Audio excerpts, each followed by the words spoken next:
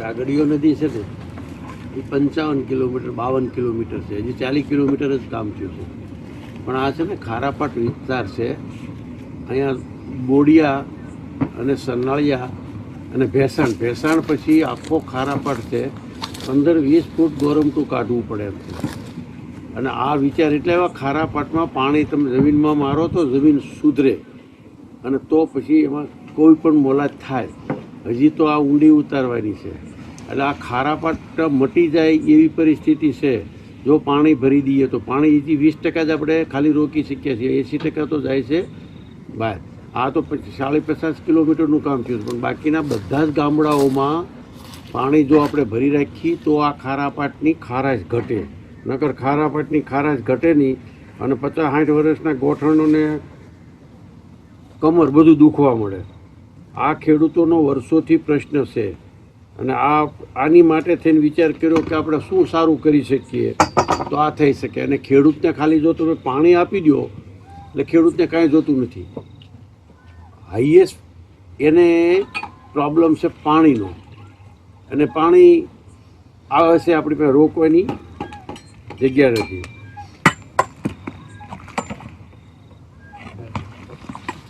અને આ પાણી ભરી રાખીએ એટલે બધાના બોર ઊંચા આવશે, બધાના કૂવા ઊંચા આવશે. અને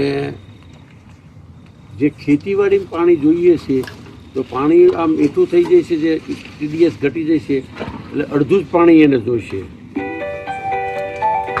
અને આવતા સમયમાં બધા ગામડાઓને જે આવક થાય છે એની 3 ટાઈમ થશે, બીમારી ઘટશે, ફળ જે ફસલ આવશે એ ગુણકારી આવશે અને એનો ભાવ પણ સારો આવશે.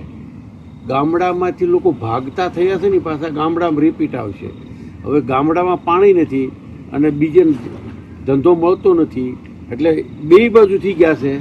તો ગામડામાં પાણી જો પ્રોબ્લેમ તમે સોલ્વ કરી દો તો ગામડામાં લોકો પાછા આવશે અને ગામડા જીવતા રહેશે તો જ ભારત મજબૂત થશે. આનો ઉદ્દેશ પાછો આ એક હોતે નહોતો અને અત્યારે અમને જોવા મળ્યો છે.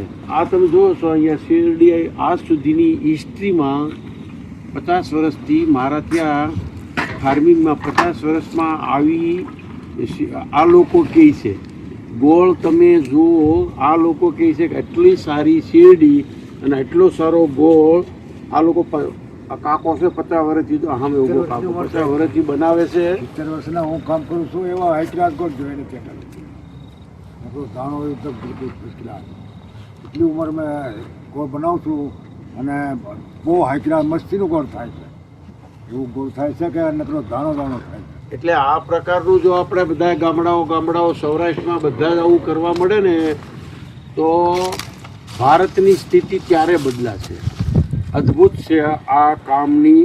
અને ગમે એ કરો તમે 100 કામ મૂકીને આપણું ટોટલ બજેટ પાણી પાછળ ખર્ચી નાખીએ એટલે આપણું 5 જ વર્ષમાં પૂરું હિન્દુસ્તાન આપણું મજબૂત થઈ જાય. અને આ તો હું તો મારા શોખ માટે કરું છું. બાય પ્રોડક્ટ આ બધા બેનિફિટ થયા છે.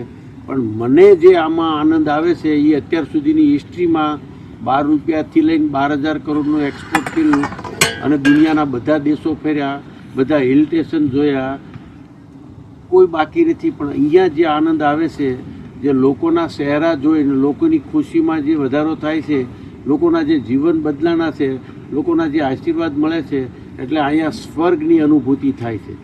આ ખુશી થાય છે અને એના માટે હું કરું છું. પણ આમાંથી પ્રેરણા મળી કે આ તો આપણે બધા જ સાથે મળી અને એકવાર પાણીનો પ્રશ્ન હલ કરી દઈએ તો આખા વિશ્વમાં આપણે નંબર 1 પર જઈ શકીએ એટલી શક્યતા છે. આપણી પાસે ઇનફ જમીન છે, ઇનફ પાણી પણ આવે છે અને ઇનફ પાક પણ આપણે મેળવી શકીશું. આમાં એક પણ દવા છાંટ્યા વગર આંબા બી થાય છે અને મગફળી પણ થાય છે અને આ શેરડી પણ થાય છે, સૂર્યમુખી પણ થાય છે. અને અમે તો એની આગળ જઈએ તો તલ પણ થાય છે, તલનું તેલ પણ કાઢીએ છીએ, મગફળીનું તેલ કાઢીએ છીએ. આ બધું કોઈ પણ જાતનો 7 વર્ષમાં કોઈ પણ જાતનું દવા છાંટી નથી. પ્રાકૃતિક ખેતી ઉપર, ઓર્ગેનિક ખેતી ઉપર આ કામ થઈ રહ્યું છે. અને જ્યારે આવું થશે એટલે આપણો ઓટોમેટિક ખેતીનો ખર્ચો ઘટશે અને લોકોની બીમારી ઘટશે, લોકો દુઃખી થતા કમ થાય. આ તો બહુ મોટો અદ્ભુત ફાયદો છે. તો સાથે મળી સબકા સાથ સબકા વિકાસ નરેન્દ્રભાઈનું સપનું છે 2047નું, અને આપણે ધારીએ ને તો 2037માં એ સાકાર થઈ શકે એમ છે. Thank you very much. Good luck. આભાર. કાકા, શું નામ તમારું? અને ખેડૂત છો તો ખેડૂત વિશે થોડી માહિતી આપો ને. તમારું નામ કયો? મારું નામ હિંમતભાઈ બાલાભાઈ કાનાણી, દુધાળા. ખેતીમાં અમારે ઘઉં, ચણા, તુવેર બધું 3 પાક લેવાય છે. અત્યારે પાણી 10-15 ફૂટે આવી ગયા છે. પહેલાં બહુ દાર ઊંડા કરવા પડતા, 300-400 ફૂટ પાણી નીચે હતા તોય આવતું નહીં પાણી. અત્યારે 10 ફૂટે 12 ફૂટે પાણી છે કૂવામાં. શેનો પાક લ્યો છો તમે ખેતીમાં? અત્યારે ઘઉં, ચણા, તુવેર વગેરે પાક લે. તમારે આ જે આખા વર્ષની ખેતીની એક આવક નવી ઊભી થઈ, તો એનાથી ખેડૂત તમારી કાર્યશૈલીમાં તમારા હથિયારોમાં કંઈ ફાયદા થયા? પહેલાં અમારે ટાંડા ગાડે હતું, અત્યારે અમારા ગામમાં લગભગ 100 થી 150 ટ્રેક્ટર છે. આ 3-4 વર્ષમાં 3-4 વર્ષમાં. ગામની વસ્તી કેટલી છે કાકા? અત્યારે ગામની વસ્તી દુધાળામાં 1000 માણસો. 1000 માણસોમાં કેટલા ટ્રેક્ટર છે? 150 થી. બહુ સારી વાત છે. આ જે આવકના સ્ત્રોતથી આજીવિકામાં તમે જીવન જીવો છો, એમાં કાંઈ ફેરફાર થયો? જીવન જીવવામાં ફેરફાર થાય જ ને બધું, કેમ કે ટેકનોલોજી બધું આવી ગયું, બધો લાભ લઈ શકો બધો છો? લાભ લઈ શકે. કેમ કે ટ્રેક્ટરથી પહેલાં ડાંડા ગાડીથી બધું થતું, વાર લાગતી. અત્યારે તમારે સાંજે કપા ઊભો હોય, સવારે ઘઉં હોવાઈ જાય, 24 કલાકમાં ઘઉં વાવી હતી. આટલી ઝડપ મળી ગઈ. હા. આ તળાવ કેટલા બનાવ્યા છે? તળાવ 150 થી 250. આ કેટલા વિસ્તારમાં કવરેજ એરિયા થયો છે? 45 થી 50 કિલોમીટરમાં. શું કહેશો સૌજી કાકાના કામને? સૌજી કાકાના કામને અભિવાદન કરીએ. સરસ. એ સિવાય સૌજી કાકાના બીજા કોઈ કામ ખરા કે જે ઉડીને આંખે વળગે અને સમાજને ગામને ફાયદો થાય? હા, બધું ફાયદો થાય. કાકા, શું નામ અને શું કહેવા માંગો છો સૌજી કાકા વિશે? મારું નામ ધનજીભાઈ ગોરધનભાઈ શંકર, દુધાળા માજી સરપંચ. હવે હું 2017થી તળાવમાં કામ આલે ત્યારથી સૌજીભાઈને હારે રહું છું ને સૌ. અને અત્યારે આપણે ઊભા ખેતીવાડી બધી અમારા ગામની મેન જગ્યા છે.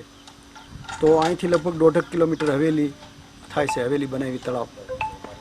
તો અત્યારે સૌજીભાઈ હવેલી બનાવીને, હવેલી બનાવવાથી એટલો ફાયદો થયો છે આખા ગામને કે ટુરિસ્ટ બહુ આવે છે. 50 કિલોમીટરથી ફરવા આવે છે લોકો, અને ફરીને મજા કરીને જાય છે. પછી અમારી ઉપર ફોન આવે કે બહુ મજા આવી, આવું તો આ એરિયામાં ક્યાંય છે નહીં.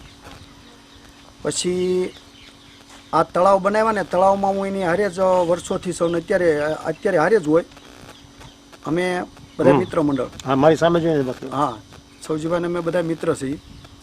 તો લગભગ સમજો કે 150 જેવું તો અહીં બની ગયા છે અત્યારે તળાવ. બાકીના સિદ્ધપુર ને કસમાન કામ હાલે છે, અને જોરમાં કામ હાલે. ન્યાય હું જાઉં છું. અહીંયા અત્યારે તળાવ ભરેલા છે બધાય, તમે જુઓ એટલે ખબર પડી જાય. તો એ તળાવ બધાય ભરેલા છે. અંટાળિયા ને હનાળિયાને હું બધે જાઉં એટલે એ લોકો કહે છે કે અમારે વર્ષોથી ક્યારેય આવો પાક આવતો નહોતો. અને શેવડી સૌજીભાઈ જે ખેતર લઈને વાવી છે, તો એ હાથીગઢવાળાની જમીન લીધી. એણે કીધું કે અમે વર્ષો પહેલાં શેવડી વાવતા, પણ પછી તો વરફ થઈ ગયા, મોડા થતા. એટલે આ વર્ષે એણે શેવડી વાવી છે, એનો ગોળ બને છે અત્યારે હવેલીએ. અને આ લગભગ સમજો ને કે 2 કોર ગાગડિયાના 2 કાંઠે 20-20 કિલોમીટરે ગાગડીઓ છે, 50 કિલોમીટર લાંબો, એટલે 20-20 કિલોમીટર 2 કોર પાણી લાગ્યા. એટલે ખેડૂને બહુ ફાયદો થયો. પહેલાં એક ઉત્પાદન લેતા હતા, અત્યારે ડબલ 3 વાર બધું પકાવી લે છે. ઘઉં, ચણા, તુવેર અમારે એ બધું અહીં વધારે થાય શાળામાં. અને ચોમાસામાં કપા અને સિંગ નહીં થાય, એટલે પાક અમારે 3 લઈ લઈએ છીએ. અને અહીંયા તમે જુઓ તો આ કૂવો છે, પાણી હાવ ઉપર છે 20 ફૂટે. પહેલાં 500-600 ફૂટના દારને એક ખેડૂને 20-20 દાર છે ગામમાં, તો પાણી નહોતા. અને 87ના કાળમાં તો બહુ મુશ્કેલી હતી. અમારા ગામના બધા અહીંથી સુરત ને મુંબઈ વ્યા ગયા હતા, પાછા અત્યારે આવવા માંડ્યા છે કે આપણે દેહમાં આવે પાક કેવી શકીએ, કારણ કે પાણીની સગવડ થઈ ગઈ એટલે. અને પહેલાં ખેતી કરતા ઢાંડા બળદથી, તો અત્યારે વિકાસ ઘણો થયો. ટ્રેક્ટરો થઈ ગયા, 150 જેવું ટ્રેક્ટર છે નાના મોટા, અને બહુ સારું છે. અને સૌજીભાઈ કોઈ પણ એમ કે મારે મદદની જરૂર છે તો મદદ પણ કરે છે. એ અમારી સાક્ષીમાં કરેલી હોય એટલે અમને ખબર હોય. અને ગામમાં ખેડૂને મદદ કરવા તૈયાર, અત્યારે સલાહ આપે કે આ કરીએ તો આ થાય. એટલે બહુ સારામાં સારો ફાયદો છે. કાકા આ ગાગડીઓ નદી વિલુપ્ત થઈ ગઈ હતી ને ગાળવામાં આવી છે એકડે એકથી એવું છે? હા, એ બહુ ઘણી ઊંડી કરી 20-20 ફૂટ નગર હાવ એરાઈ ગઈ હતી. ગાગડીઓ નદી છે 55-54 કિલોમીટર લંબાઈ. હાજી. એમાં થોડીક જ બાકી છે, ઘણી ખરી એને ખોલી નાખી છે. અને એણે નક્કી કર્યું છે કે આ ગાગડીઓ નદી મારી રીતે મારા ખર્ચે જ બધી કરવી છે. નકર બીજે ગામ તળાવ કરે ને આ લોક ભાગીદારી કરે છે, પણ અત્યારે આ જે ગાગડીઓ નદી રહે ને એ તો પોતાના ઓલે જ કરે છે. આખી નદી જ ઊંડી કરે, આખી ઊંડી કરવાની, બંધારા બાંધવાના, અને પોતે હાજર રહે. હજી કાલ આજ જ ગયા, પ્રમ દિવસે આવ્યા હતા, 3 દિવસ રોકાણા. અને ગામને બધાને મજા બહુ કરાવે. અમારે જલસા કરે, ગામ ફરવા જાય અને ફોટા પડાવવાના. તે કોઈ લગ્ન હોય તો એ ફાર્મમાં આવ્યા જાય. એટલે એમ બધું બહુ અમારે સારું થઈ ગયું. અમારે આવું ધાર્યું નહોતું કે આવું કાર્ય ગામમાં બનશે, નાના ગામમાં. શું કહેશો સૌજીભાઈ? સૌજીભાઈને ખૂબ ખૂબ ધન્યવાદ. આ કામ કર્યું ને આવું કરતા રહે અને હજી વર્ષો સુધી કરે એવી એની તબિયત પાણી સારા રહે. હવે હિન્દીમાં બોલશો તમે આજ બધું? હવે હિન્દીમાં પાછું ઉપાડવું પડશે એટલું. બેન, આપનું ગામ, આપનું નામ અને આપનો હોદ્દો અને થોડું તમારા દુધાળા વિશે કહો ને બેન. આ સૌજીભાઈ દ્વારા જે તળાવ બન્યા છે એનાથી શું શું બેનિફિટ મળ્યા? મારું નામ ધમસાણિયા જયશ્રી હંસરાજભાઈ છે. મારા વતનનું નામ છે પલ્લા, જામનગર સાહેબ, અને હું લાઠી રહું છું.